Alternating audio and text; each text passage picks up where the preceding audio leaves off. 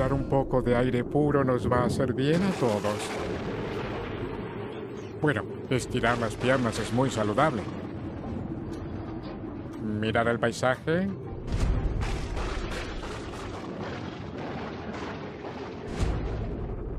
Durante los primeros años del gobierno de Menem...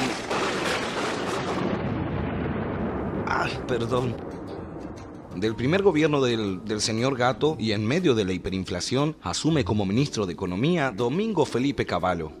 ¿Caballo? ¿Caballo? ¿Como el animal? No, bueno, casi. ¿Qué hizo este caballo? Fue el impulsor de la ley de convertibilidad, un plan basado en fijar el dólar 1 a 1 con el peso.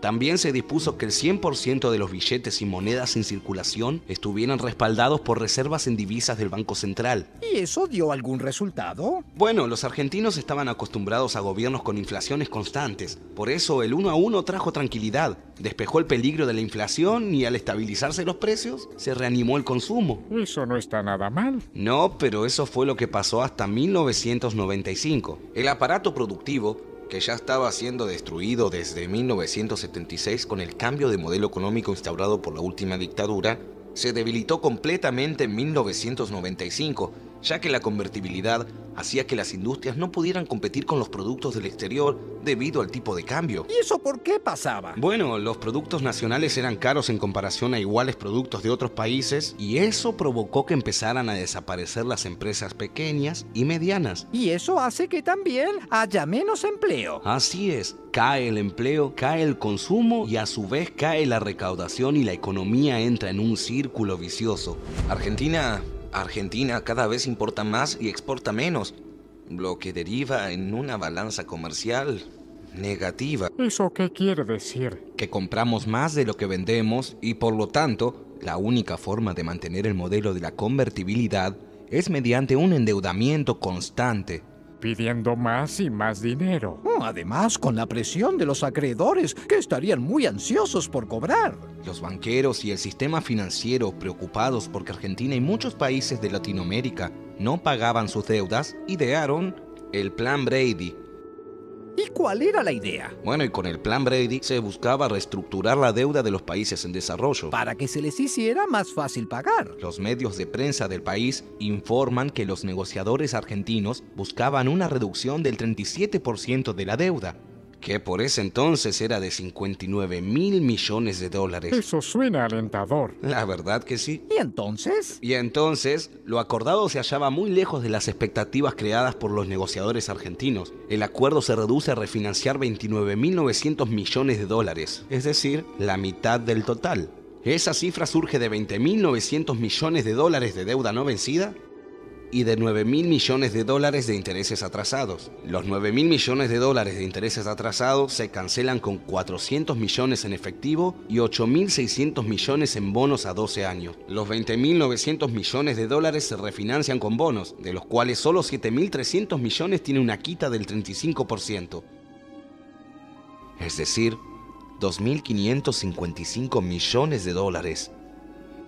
Es decir, que solo les perdonaban 2.555 millones. Algo bien distinto del 37% que se había hablado. Bien distinto. Es un desastre, pero algo es algo. Son casi 2.600 millones menos. Sí, pero ¿a costa de qué? ¿A costa de qué? Primero, que la deuda, en vez de estar concentrada en los bancos a través de los bonos Brady, pasa a estar distribuida entre tenedores de bonos anónimos y dispersos, por lo que los bancos se sacan el problema de encima. Porque ya no le debían esa parte de la deuda a los bancos, sino a personas particulares. Exacto. Segundo, el canje de los títulos inhabilita a la Argentina para impugnar los títulos como ilegítimos.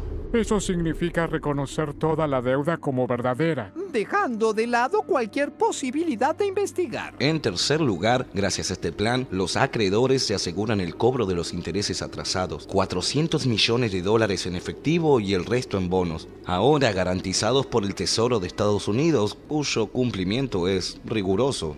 Eso fue genial. La cosa no termina ahí. El Plan Brady revive los viejos títulos de deuda, cuyo valor oscilaba alrededor del 18% del valor nominal, reemplazándolos por títulos nuevos que Argentina reconoce a valor nominal del 100%.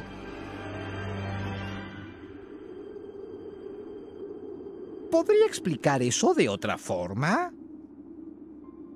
Los títulos de la deuda que estaban circulando, como el país estaba en crisis y nadie creía que el gobierno fuera a pagar, se habían desvalorizado, cotizaban al 18% de su valor real. Entonces, esos 20.900 millones en títulos valían en ese momento 3.762 millones de dólares. Es decir, al 18%, pero gracias al Plan Brady, la Argentina los reconoce a su valor original. ¿Pagaron 100 por lo que valía 18? Técnicamente sí. Esto sí que es increíble, increíble. Esto quiere decir que esos 20.900 millones que se reconocen como deuda valían en ese momento 3.762 millones.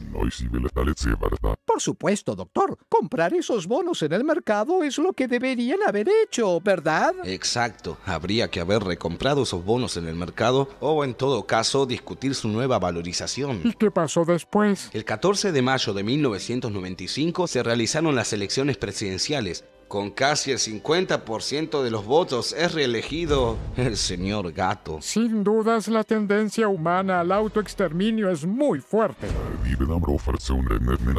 ¿Qué es una manga de pelota? Lo que pasa es que gran parte de la sociedad hasta ese momento no se había dado cuenta de lo que se estaba haciendo con el país. Creyeron que el 1 a 1 alcanzaba para que el país anduviera bien. ¿Y qué fue lo que pasó en la segunda presidencia? Bueno, las cosas para la segunda presidencia empeoraron hasta casi colapsar. Esto no tiene solución. Durante el segundo gobierno menemista se continuó con las privatizaciones que habían comenzado en el primer mandato. ¿Qué es una privatización? Es un proceso mediante el cual las empresas públicas o del Estado son transferidas a capitales privados. Las venden. Hay que tener en cuenta que ciertas empresas que son estratégicas para el país, como lo eran YPF, servicios de agua, gas, entre otros, no deberían haber sido vendidas. Eso no parece para nada bueno. Y no lo era. ¿Y cómo se hicieron esas privatizaciones? Mal, por supuesto. ¿Se acuerdan de esas personas y empresas que crearon deuda pidiendo préstamos en el exterior y que luego se beneficiaron cuando se estatizó esa deuda y la terminamos pagando todos los argentinos? Claro que sí. Bueno, esas mismas personas y empresas compraron esos títulos de deuda a valores notablemente depreciados y se asociaron con capitales extranjeros usando esos títulos para comprar empresas públicas. Y entonces, ¿quiénes se quedaron con las empresas públicas? Los grupos económicos que, en mi época, manejaron directamente el país.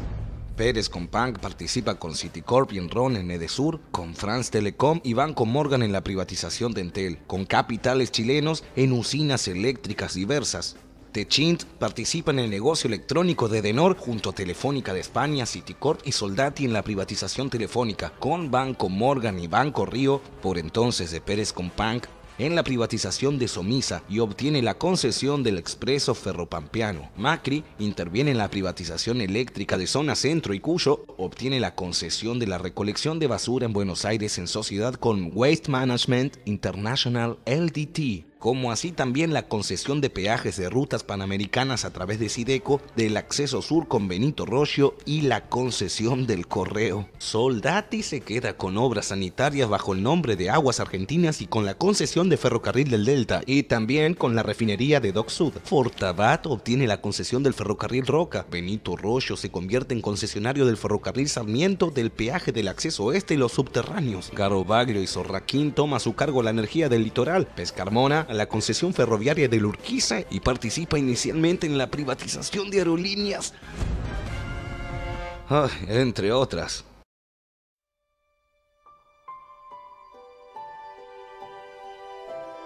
Argentina, con el 1 a 1, se convierte en un paraíso de importaciones y a las empresas pequeñas y medianas les cuesta mucho competir con los precios internacionales. Si a esto le sumamos la plata que se llevan al exterior las empresas privatizadas. Claro, porque el dinero que ganaban las empresas que vendieron se iba para afuera también. Exacto. Si sumamos una cosa a la otra, nos damos cuenta de que lo que sale es mucho más de lo que entra y que esa es una situación imposible de sostener, porque se gasta más de lo que se recauda. A menos que se pida plata para cubrir el agujero. Y así es como nuestro país pasa a vivir ahora para pagar los servicios de la deuda. El presupuesto ya no se usa más para mejorar la salud y la educación, ni la alimentación y la vivienda, sino para pagar los servicios de la deuda. Y así, una vez más, paga la población. La gente, como siempre, es la única víctima. Sufre las pésimas jubilaciones, las terribles condiciones en salud y educación, la disminución de sueldos de los empleados públicos y la reducción del presupuesto de la cultura. A esto se agrega que gran cantidad de empresas privadas, algunas tradicionales, son vendidas a capitales extranjeros. Entre 1990 y 1998, 426 empresas argentinas fueron compradas por capitales extranjeros. Obviamente, esto no termina nada bien. Naturalmente. Finalmente, en noviembre de 1998 entramos en recesión. ¿Recesión? ¿Qué es eso? Es cuando durante 3 trimestres seguidos o más disminuye la actividad económica del país. Se mide a través de la baja del Producto Bruto Interno. ¿Qué es el Producto Bruto Interno? Es el valor de todos los bienes y servicios producidos en un país durante algún periodo de tiempo. Y con el endeudamiento de todos esos años, ¿de cuánto era la deuda externa en 1998? 113.000 millones de dólares. Eso significa casi el doble de deuda que cuando asumió Menem. Supongo que con este panorama se le habrá hecho insostenible el último tiempo de mandato. Lo deben haber sacado a patadas. No crean, hizo un intento de reforma constitucional para poder ser reelegido por tercera vez. Pero bueno, la recesión y las acusaciones de corrupción tuvieron como consecuencia un descenso en su popularidad, además de una desocupación del 15% para 1999. Y así el señor Gatto terminó su gobierno el 10 de diciembre de ese mismo año. Vamos, cuéntenos. Seguramente un cambio de gobierno va a hacer que las cosas estén mejor. ¿Están seguros de que quieren que les cuente? Sí, adelante. Bueno, está bien. Después del gobierno del señor Gatto vino la Alianza, que era la unión del Partido Radical y el Frepaso. Fernando de la Rúa fue electo presidente en las elecciones del 24 de octubre de 1999. La Alianza y su fórmula de la Rúa Álvarez obtuvo el 48,5% de los sufragios y asume como ministro de Economía José Luis Machinea. ¿Y cómo fueron las cosas con el nuevo gobierno? Y bueno, de la misma manera que había procedido el señor Gatto cuando tiró a la basura sus promesas electorales de salariazo y revolución productiva, de la Rúa hace lo mismo prometiendo honestidad y, por supuesto, mantener el 1 a 1. ¿Y entonces? Durante el gobierno de la Rúa, el déficit fiscal alcanzó los 11.000 millones de dólares. Es decir, se seguía gastando más de lo que se recaudaba. Y de la Rúa dijo que lo que había que hacer era reducir el gasto público para lograr un déficit cero. ¿Qué quiere decir con reducir el gasto público? Supongo que no será que pague otra vez la gente. No, supones mal. Recorta gastos en la administración, impone impuestazos y finalmente recurre directamente a recortar los sueldos de la administración pública entre un 12 y un 15%. Por lo menos logra algo con eso. No, y la Alianza decide así endeudarse más y más para seguir sosteniendo la convertibilidad. Pero, ¿no había otras soluciones? La otra alternativa hubiera sido revertir ese modelo de convertibilidad, pero esto era totalmente ajeno a los intereses de la Alianza. Perdón, y a todo esto, ¿el FMI dónde estaba? ¿El FMI?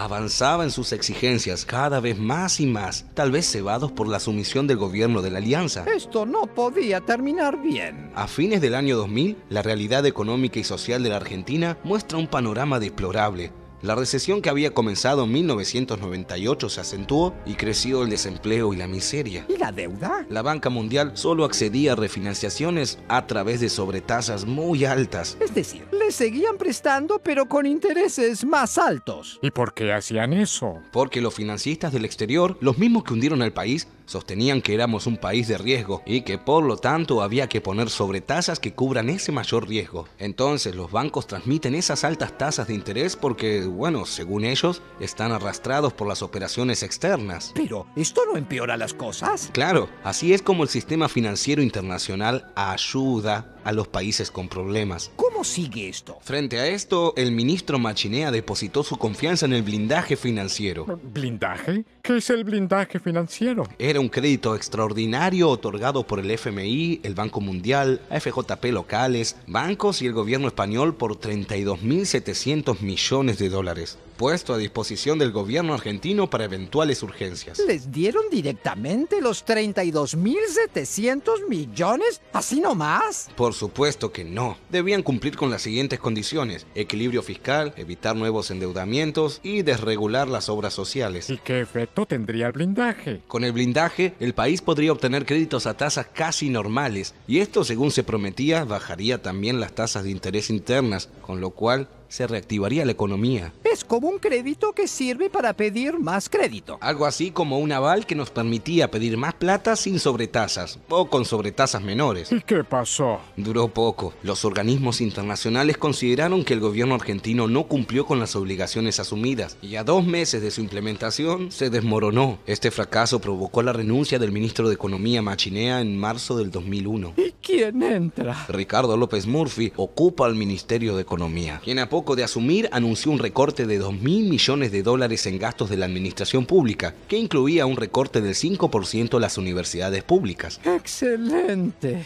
Este anuncio provocó multitudinarias protestas y motivó el pedido de renuncia de López Murphy pocos días después por parte del Poder Ejecutivo, y el 20 de marzo del 2001 fue reemplazado por Domingo Cavallo. ¿Caballo? ¿El caballo de antes? ¿El de la convertibilidad? No solo el de la convertibilidad, también el mismo de la estatización de la deuda privada en 1982.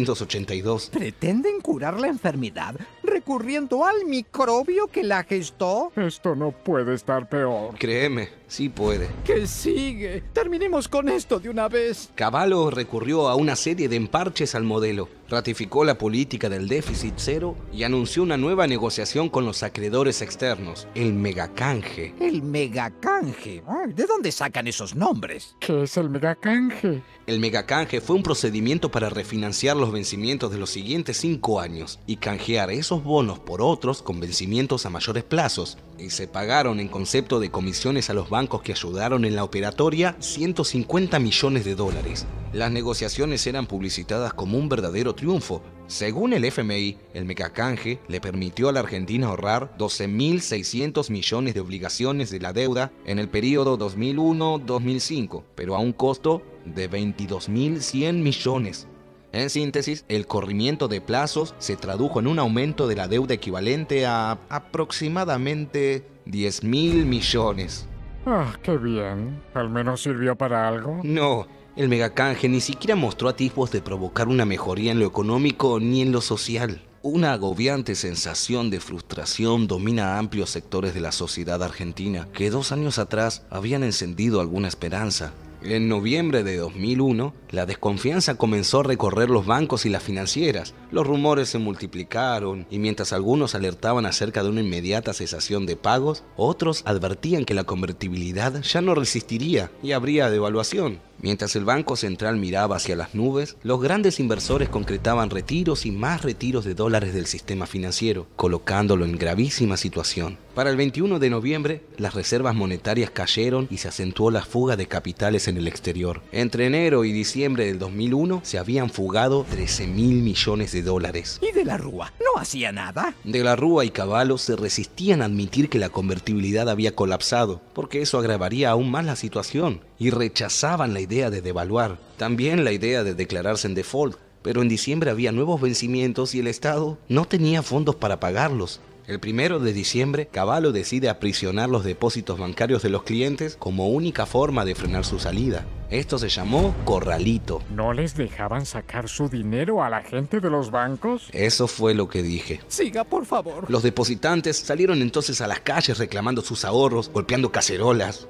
Mientras tanto, el 6 de diciembre, el FMI informó que no mandaría el dinero que había comprometido. Hicieron lo mismo el Banco Mundial, la Banca Interamericana de Desarrollo y el gobierno de España. Siempre colaborando. El malestar crecía en los sectores populares y se producían saqueos en algunas ciudades del interior, como Mendoza y Rosario. El 18 de diciembre se generalizan los saqueos a supermercados en el conurbano bonaerense. Y en el atardecer del jueves 19, De la Rúa anunció la implementación del estado de sitio. ¿Estado de sitio? ¿Qué es el estado de sitio? El estado de sitio representa un concepto equivalente al estado de guerra, y por ello se dan a las Fuerzas Armadas facultades preponderantes para los actos de represión, y se dicta generalmente en caso de invasión, guerra exterior o guerra civil.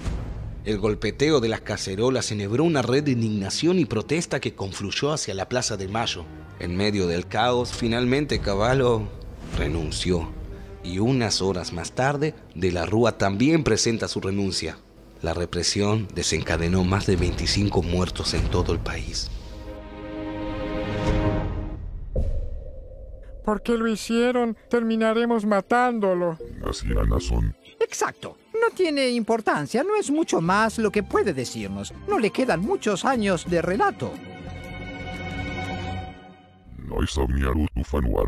No logramos ningún resultado positivo hasta el momento. Esto es un desastre.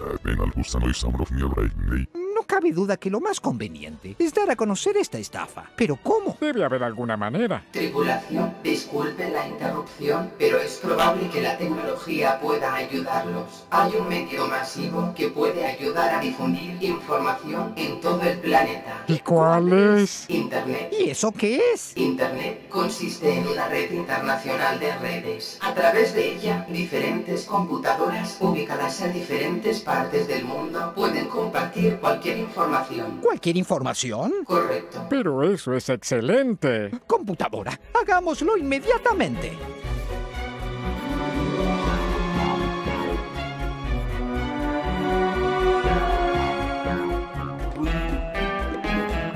Eso que tienen adelante es una computadora de la época. Está conectada a Internet. Con ella podrán colocar información para que pueda verse en todo el planeta. ¡Excelente! Lo único que tenemos que hacer es grabar un video contándoles la verdad y mostrarles el futuro que les espera y listo. Estoy ansioso por empezar. Veamos cómo funciona esto. No puede ser muy difícil. ¿A quién se le puede ocurrir hacer un sistema de ventanas que abren y se cierran? ¿A quién? Creo que necesitamos un manual de instrucciones.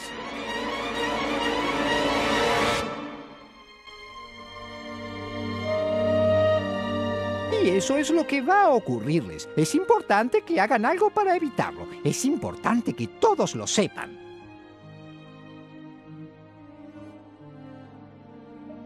¿Listo? Ahora lo único que tenemos que hacer es dejar este video para que todos puedan verlo.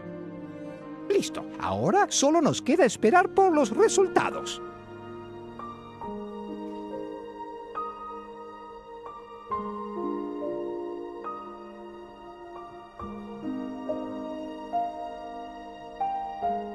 Tripulación, despierten. Les tengo muy buenas noticias. ¿Pero qué ha pasado? Tripulación, el video con la información que subimos hace solamente 6 horas fue visto por 27.845.331 humanos alrededor del planeta. ¿Qué? El video con la información que subimos hace solamente 6 horas fue visto por 27.845.331 humanos alrededor del planeta. ¡Lo logramos! ¡Es increíble! ¡Yupi! ¡Salvamos a la humanidad! Millones de humanos ahora saben lo que les pasará si no cambian. Ahora solo tenemos que esperar y este presente desastroso empezará a cambiar. ¿Cómo no nos dimos cuenta? Fue demasiado fácil. Gracias, computadora. Gracias. No puede ser cierto. No, no puede ser.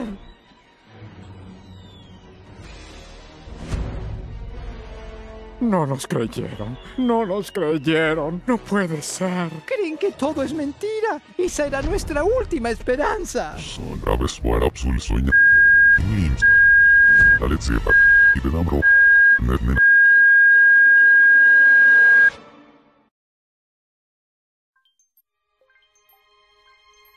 Esto es un verdadero desastre. Sin dudas no podría ser peor. No hay forma de hacérselo saber. No, no la hay. Y seguirá empeorando y empeorando hasta llegar a esto. Juárez Selman fue presidente argentino entre 1886 y 1890. ¿Qué? ¿Y eso qué tiene que ver? Me está delirando. Está hablando de 1886. Tenemos que saber qué fue lo que pasó después de 2001. ¿Cómo se llegó al default de 2001? Es un proceso muy similar al de 1890. Ya me estoy cansando. Juárez Selman asumió la presidencia en 1886 mediante elecciones fraudulentas. impuesto por su concuñado Julio Argentino Roca, quien había gobernado entre 1880 y 1886. Ay, y ya había comenzado el proceso de endeudamiento irresponsable que luego sería ampliado por su sucesor. Elecciones fraudulentas. Juárez Celman y sus socios controlaban todos los resortes del poder, sentando un interesante precedente que hizo escuela un siglo después. Negocios públicos y privados se complementan. Ricos empresarios incursionan en política. Funcionarios y políticos lo hacían en los negocios. Estos grupos especulaban con cada compra, venta, préstamo, licitación, haciendo negocios a costa de los fondos estatales, sin siquiera pagar impuestos. ¿Y qué hacían? Y, por ejemplo, en 1887 promulgó la Ley de Bancos Nacionales Garantidos, que permitía a cualquier persona fundar un banco, siempre y cuando pudiera demostrar un capital mínimo de 25,000 pesos moneda nacional. Los bancos compraban al gobierno títulos de la deuda interna y el gobierno les pagaba esas sumas en billetes con el nombre de cada banco.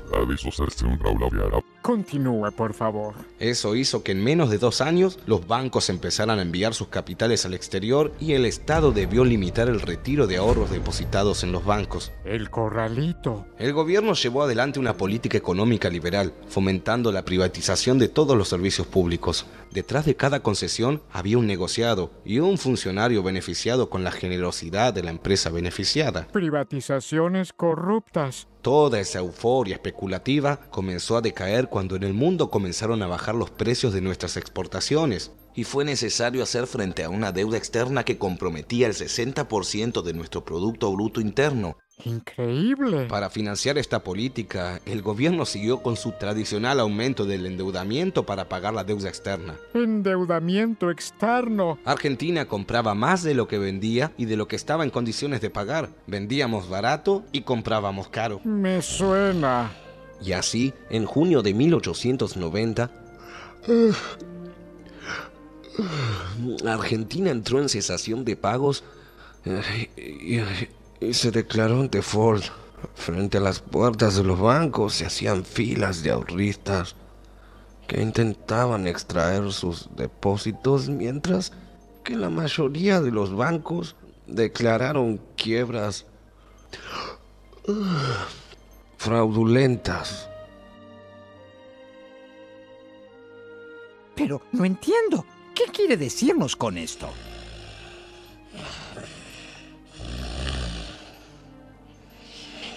Creo que lo que nos está queriendo decir es que ya pasaron por la misma situación.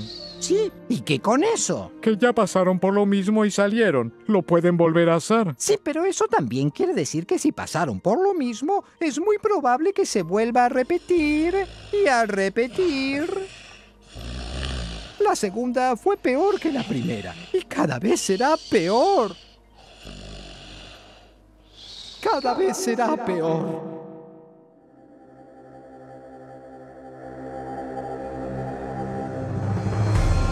Los alienígenas obsesionados en salvar a la humanidad para cumplir su misión profundizaron sus conocimientos acerca de la deuda externa. Así, aprendieron sobre los 2 gobiernos menemistas, la convertibilidad y sus consecuencias, las privatizaciones y el endeudamiento para sostener la convertibilidad.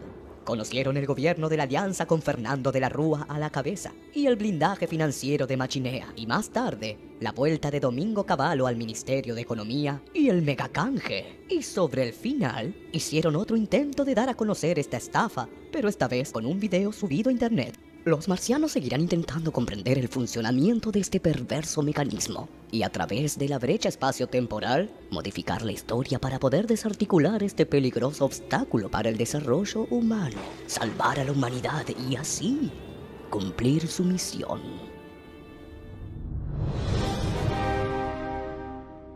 El fin de la convertibilidad. Bueno, después de la caída de la convertibilidad, la situación se agravó tanto que casi estuvo al borde del colapso. La desocupación llegó al 22%. Hubo 19 millones de pobres, de los cuales 9 millones eran indigentes. La industria seguía en caída libre. El sistema financiero estaba destruido. Y obviamente no les prestaban plata. No había más crédito interno ni externo. ¿Y el Fondo Monetario? Frente a tal catástrofe, al Fondo Monetario Internacional solo se le ocurría aplicar una cosa: ajuste. El Estado estaba destruido y la soberanía nacional devastada, y el FMI solo presionaba para que la Argentina cumpliera con sus requerimientos: restringir el gasto público, derogar la ley de subversión económica. ¿Qué es la ley de subversión económica? Es una ley sancionada durante la presidencia de María Estela Martínez de Perón, que contemplaba la figura penal del vaciamiento de empresa realizado con ánimo de lucro o maliciosamente con riesgo para la economía nacional.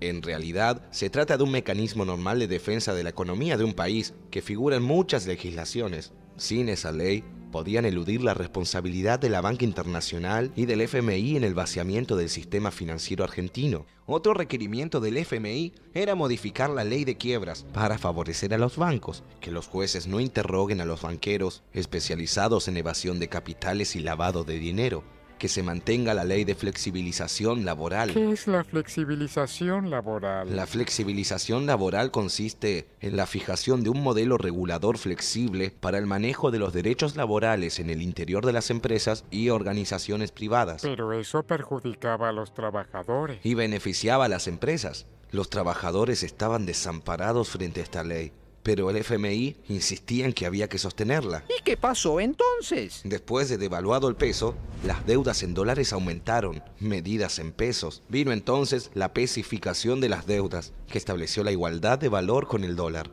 el 1 a 1, que se implementó como un subsidio, y era el Estado quien ponía la diferencia. Bueno, eso es una medida razonable. Para muchos seguramente les será imposible pagar de otro modo. Esa decisión era correcta para los pequeños y medianos deudores que se presupone que no tenían dólares en el exterior, pero no para los demás. Y ahí encontraron el agujero para meter la mano. Con un poco de presión de la banca y el FMI, el gobierno fue desligando a los grandes deudores de sus obligaciones, que casi con seguridad tenían dinero en dólares y a quienes era inmoral e innecesario subvencionar. Tenían dinero en dólares para pagar sus deudas, pero se engancharon con los otros para pagar menos. Así es, el resultado es elocuente. Los 80 principales grupos empresarios debían en los bancos locales 7.955 millones de dólares. Al pesificar 1 a 1 y a estar el dólar a 3,50, recibieron una subvención estatal de 19.887 millones de pesos.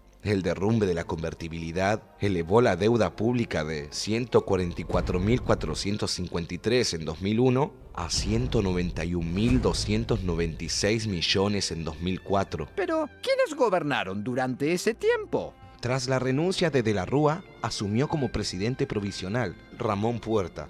La Asamblea General, formada por el Poder Legislativo, nombró un nuevo presidente. Así, Adolfo Rodríguez Saá gobernó del 23 al 30 de diciembre de 2001, quien durante ese periodo decidió la suspensión de pagos de la deuda externa.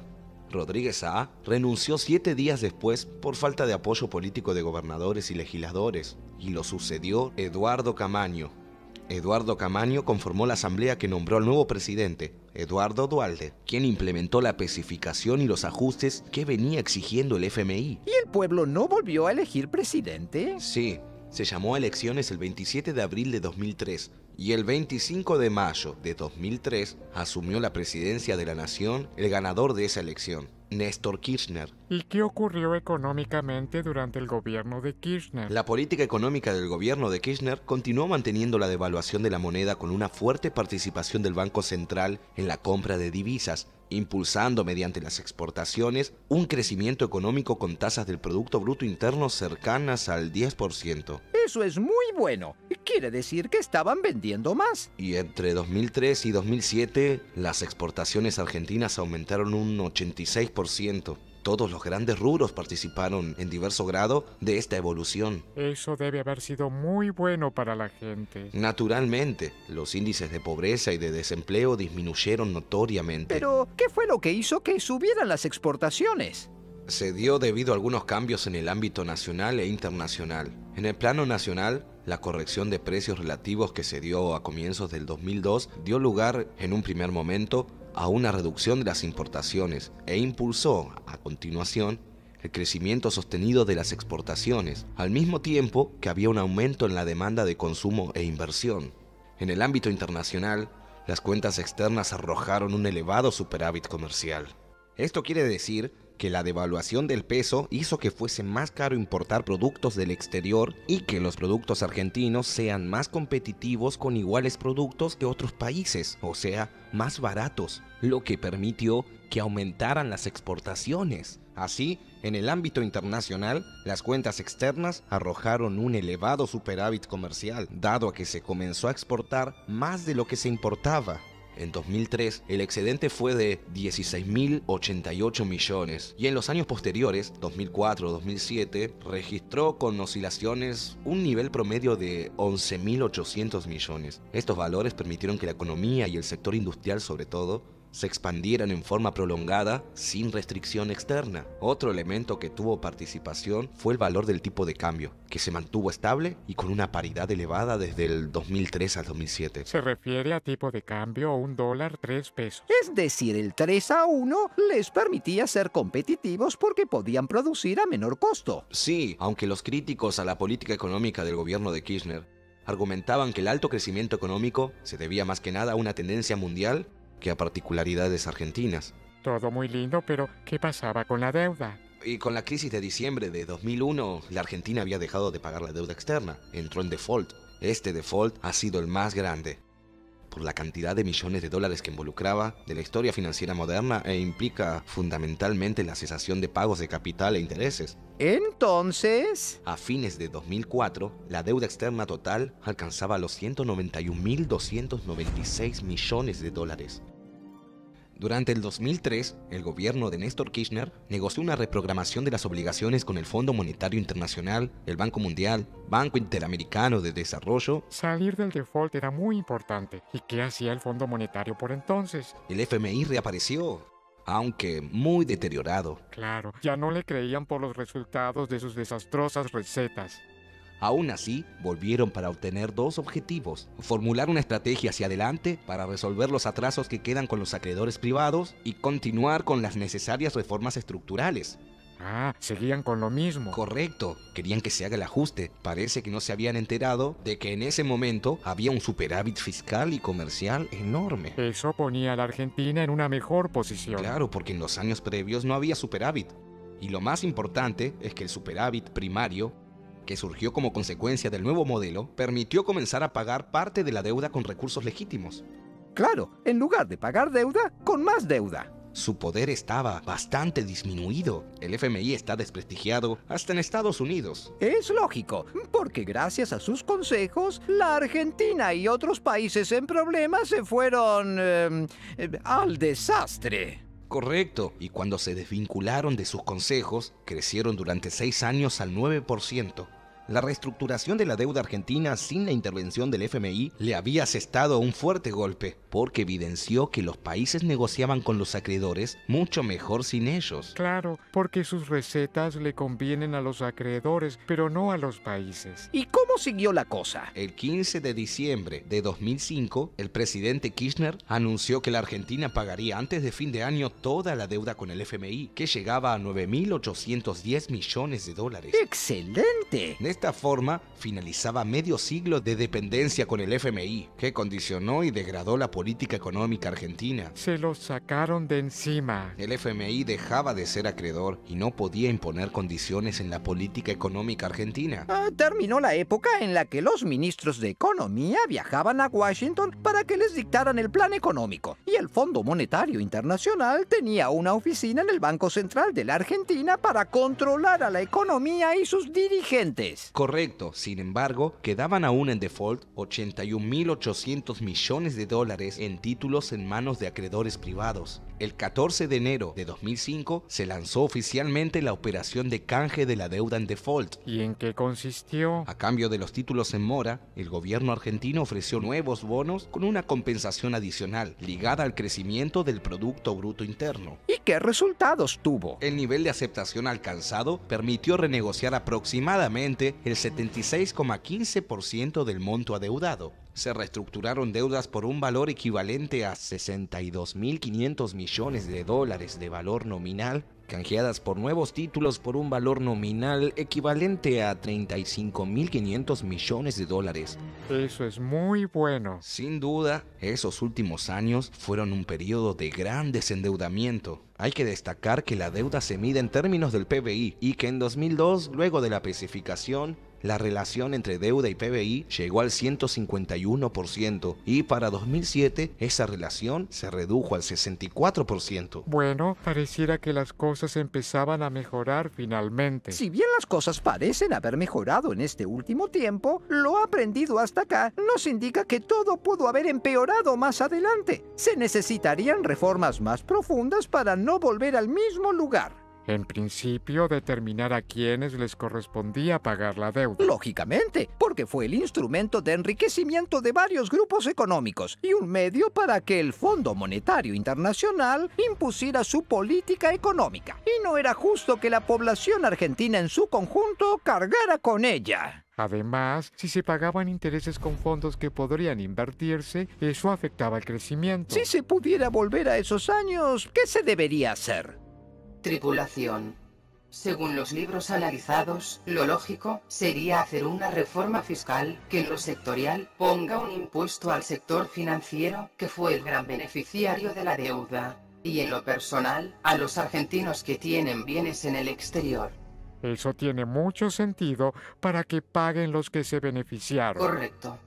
Porque el sector financiero casi no pagaba impuestos. Podrían haberse establecido dos tributos. El primero que grave las ganancias financieras, o sea, la renta de los bonos y los depósitos a plazo, de acuerdo a un cálculo razonable, si fuera del 30%, generaría 5.100 millones de pesos anuales. Es decir, que pagaran impuestos los que tenían plata guardada o bonos y obtenían ganancia por eso.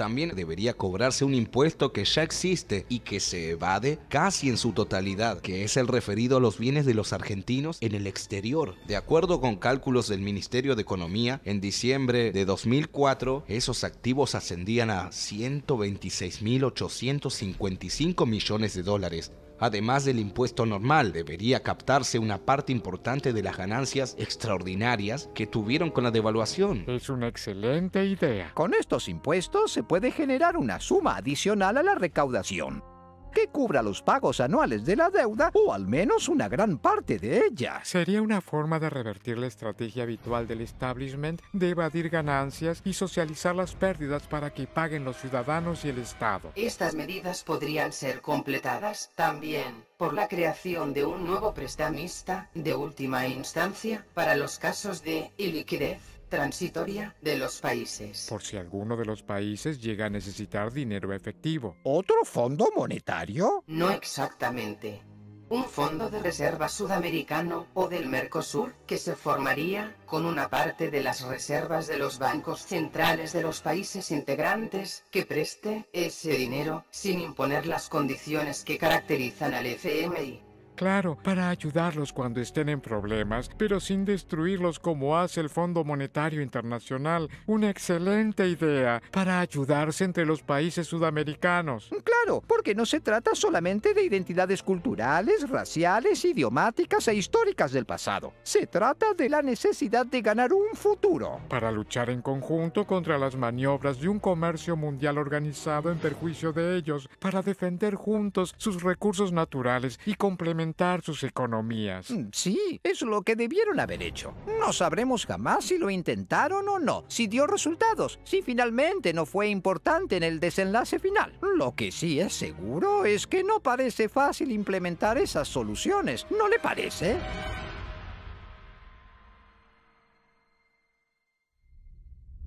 ¿Está muerto? Tenemos que tomar una decisión.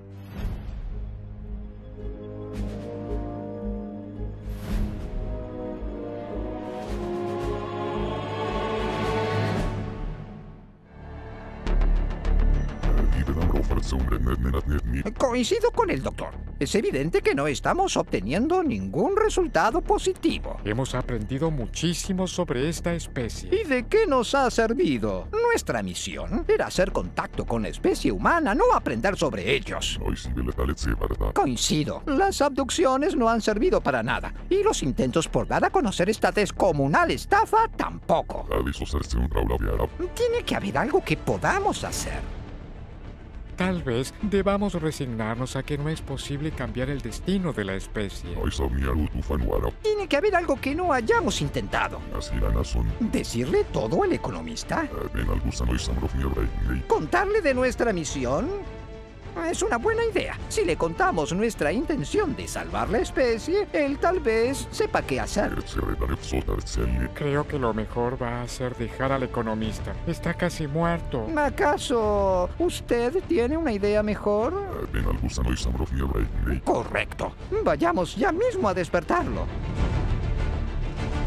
Pero, ¿dónde está el humano? ¿Qué es lo que pasó acá? ¿Dónde está el economista? Quizás ya murió. Si murió, el cadáver debe estar por aquí. Tal vez se fue al cielo. Tienes razón, debe estar por aquí. ¡Computadora! ¿Dónde está el humano? ¿Qué fue lo que pasó mientras no estuvimos? Lo siento, pero aproveché el descanso para desfragmentar los discos. No tengo registro de lo ocurrido. ¡Maldición! Es muy probable. Computadora, mande sondas a través de la brecha espacio-temporal. Debe haber huido a su tiempo. Entendido.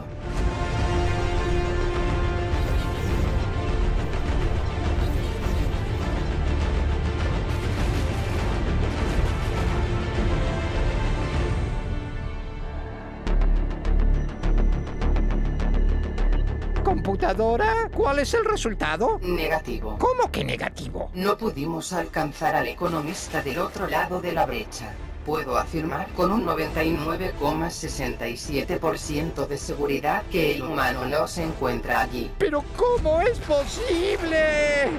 ¿Pero cómo puede ser que todo nos salga mal? Tal vez deberíamos ver el lado positivo. ¿Lado positivo? ¿Cuál es el lado positivo? Desde que llegamos a este maldito planeta, todo salió mal. ¿Paciencia? A mí se me acabó la paciencia, doctor. Perdimos energía intentando salvar a una especie que no quiere ser salvada. Pero, ¿a dónde va? Abducimos curas poderosos economistas. Grabamos un video para contarles la verdad. Lo intentamos todo. ¿Pero qué hace? ¿A dónde va? ¿A dónde voy? ¿A dónde voy? Voy a hacer lo que debía haber hecho en un principio. Voy a apuntar los cañones a la brecha. Voy a apuntar los cañones a la brecha y voy a disparar una descarga lo suficientemente fuerte como para agrandar esa maldita brecha. Hasta que quede tan grande como para que pase la nave. Entonces sí, pasamos a través de ella y terminamos de una maldita vez con esta misión. ¡Sí! ¡Maldita brecha!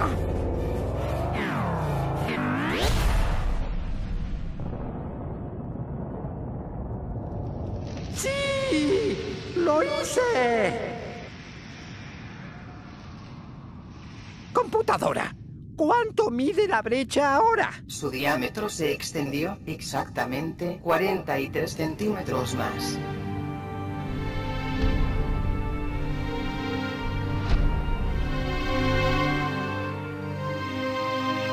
Creo que hemos terminado aquí. Nuestra misión ha fracasado. ¿Y ahora qué vamos a hacer? Volver a nuestro planeta. ¿Volver a nuestro planeta? Computadora, ¿queda energía suficiente? Afortunadamente, queda la cantidad mínima de energía necesaria para regresar a nuestro planeta. Uf. Entonces volvamos a nuestro planeta y aceptemos con dignidad el castigo que nos espera. Uf. Computadora, calcule el recorrido y programe el sistema. Prepare las cápsulas de hibernación. ¿Pero qué es eso? Eso es... Es el... Eso es... ¡El economista!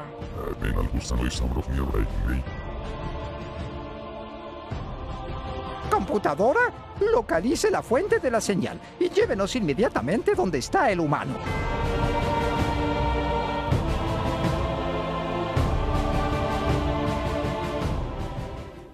¿Qué hacen acá? ¿Qué hace usted acá? Vine acá, al Museo de la Deuda Externa. Pensé que tal vez encontraría información útil. ¿Útil para qué? Sé que están tratando de salvar a la humanidad. No es posible. No se puede salvar. No tiene sentido. Intentamos casi todo. Entonces, ¿usted sabe de nuestra misión? Por eso me quedé. Por eso no me fui cuando pude.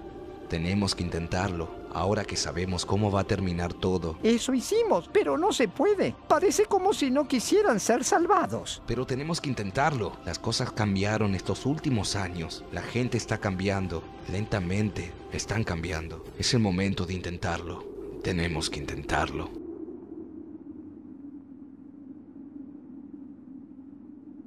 Ay.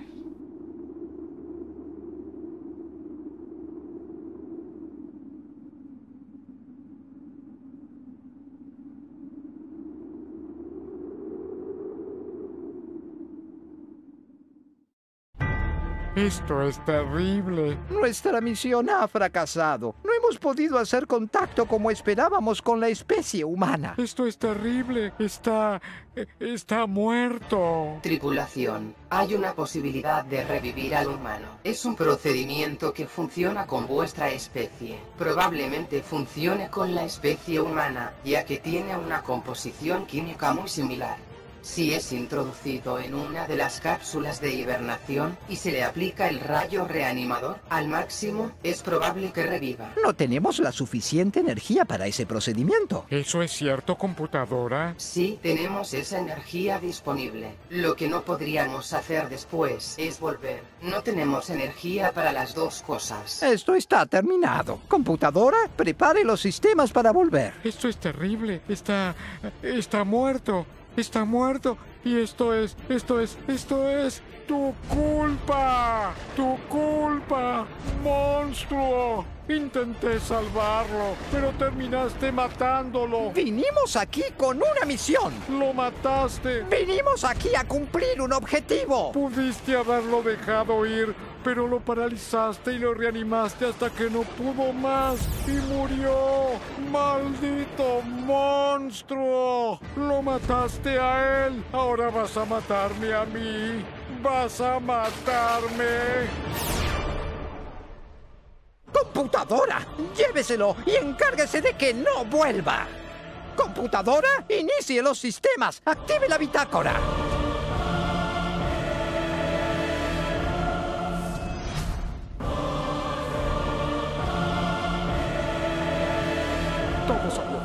Todo salió mal. ¡Qué desastre!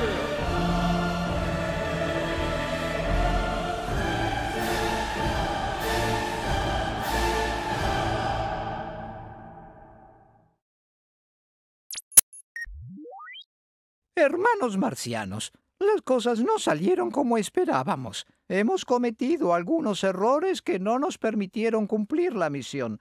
Y como nunca nos damos por vencidos, cambiamos la misión. Les informamos que nuestra nueva misión es salvar a la humanidad de este presente, hacerles saber lo que les está pasando, contarles sobre la deuda externa. Cuando llegue a ustedes este mensaje, habrán pasado 50 años. Para ese momento, ya habremos cumplido con nuestra misión y podrán enviar otro contingente para hacer contacto con la humanidad como es debido. ¡Hasta siempre! ¡Cambio y fuera! ¿Estamos listos? Estamos listos. Estamos listos. Tenemos una nueva misión. Esta vez no podemos fallar. Tenemos que hacer que todos sepan lo que ocurre. Tenemos que hacer que hasta los chicos sepan de qué se trata la deuda externa. Podemos hacer una película para contar esta historia. Coincido. Una película animada, divertida, pero que cuente la historia de esta despiadada maniobra. Si voy a estar en esa película, quisiera tener más pelo y ser más delgado. Hecho. ¿Vamos? Vamos.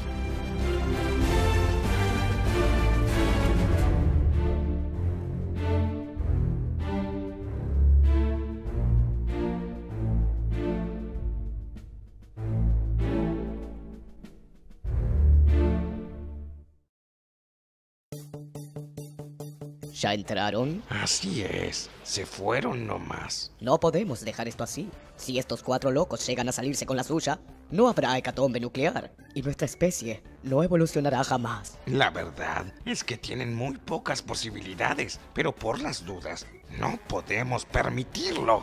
Exacto. Por eso mismo, nos ofrecimos para pasar por la brecha espacio-temporal y boicotear la misión de estos dementes. ¡Ay, qué orgullosa estará mi madre! Que su hijo 426 se convierta en un héroe. 426 de la tercera camada.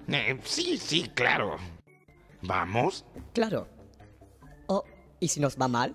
¿Qué hacemos? ¿Qué hacen 2 cucarachas parlantes evolucionadas en el siglo XXI? Bueno, no sé. Algo se nos va a ocurrir. Seguramente. ¿Vamos? Vamos.